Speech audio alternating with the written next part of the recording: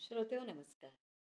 कार्तिक शुद्ध नवमीला आवळी नवमी किंवा कुष्मांड नवमी असं म्हणतात. त्यानंतर कार्तिक शुद्ध दशमी ते कार्तिक शुद्ध पौर्णिमेपर्यंत आवळ्याच्या झाडाची पूजा करतात. त्या झाडाखाली बसून आवळी भोजन करतात. त्यानंतर मग आवळा खायला आपण सुरुवात करू शकतो. आवळ्याच्या झाडात विष्णूचा निवास असतो असं मानतात. म्हणून त्या झाडाची पूजा करून नैवेद्य दाखवतात आणि तो प्रसाद त्या झाडाखाली बसून जेवतात.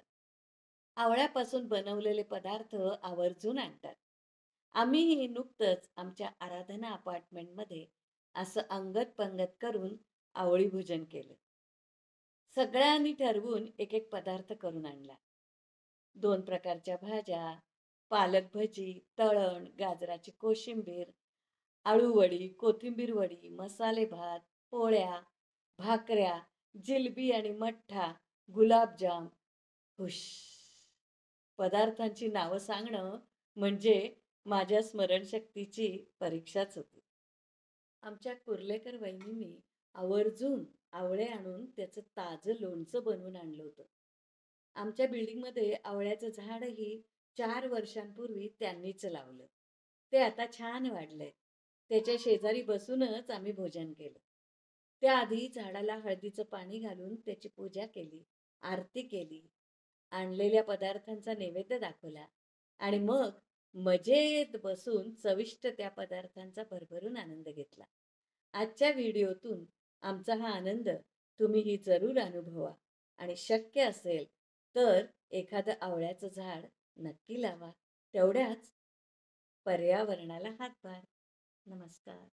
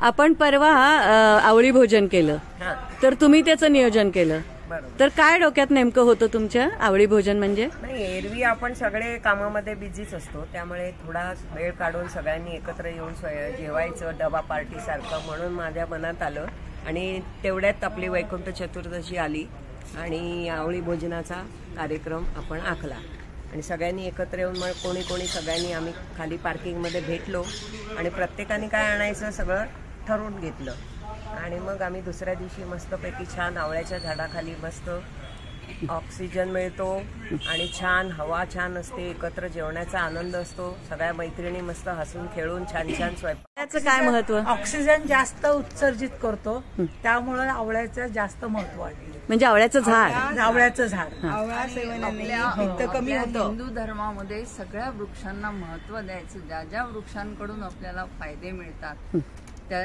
पिंपळाचं आहे तसं आपण ते खात नाही, पण तो ऑक्सिजन खूप देतो. अशाच प्रकारे आवळा तर आपण उपयुक्त आहे, आपण त्याचं अवलेह बनवतो आणि च्यवनप्राशमध्ये त्याचंच मुख्य हे आहे, कारण कॅल्शियम आणि लोह हे दोन्ही त्याच्यात भरपूर प्रमाणात असतात आणि म्हणून असं वृक्षांचं महत्व आपलं नेहमी टिकून राहावं आणि आपण वृक्ष तोड वगैरे करू नये म्हणून. आणि बहुतेक आवळ्याची झाडं एखाद्या शेतात वगैरे अशा ठिकाणी जर असतील तर तिथे जाऊन आपण आवळी भोजन करू, तो खूप वेगळाच आनंद मिळतो.